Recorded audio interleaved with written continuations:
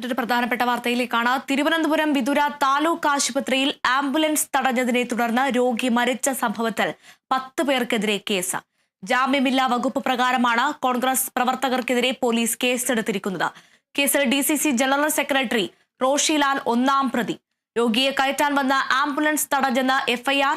കോൺഗ്രസ് മണ്ഡലം കമ്മിറ്റിയുടെ ആംബുലൻസ് തടഞ്ഞുള്ള സമരത്തെ തുടർന്ന് വിതുര സ്വദേശി ബിനു ആണ് മരിച്ചത്. തിരുവനന്തപുരം വിതുര താലൂക്ക് ആശുപത്രിയിലാണ് ആംബുലൻസ് തടഞ്ഞതിനെ തുടർന്ന് രോഗി മരിച്ച സംഭവമുണ്ടായത്. 10 പേർക്കെതിരെ നിലവിൽ കേസെടുത്തിരിക്കുകയാണ്. ജാമ്യമില്ലാ വകുപ്പ് പ്രകാരമാണ് കോൺഗ്രസ് പ്രവർത്തകർക്കെതിരെ പോലീസ് കേസെടുത്തത്. കേസിൽ DCC ജനറൽ സെക്രട്ടറി റോഷിലാലാണ് ഒന്നാം പ്രതി. രോഗിയെ കയറ്റാൻ വന്ന ആംബുലൻസ് തടഞ്ഞെന്നാണ് FIR ഉള്ളത്. കോൺഗ്രസ് മണ്ഡലം കമ്മിറ്റിയുടെ ആംബുലൻസ് തടഞ്ഞുള്ള സമരത്തെ തുടർന്ന് വിതുര സ്വദേശി ബിനു ആണ് മരിച്ചത്.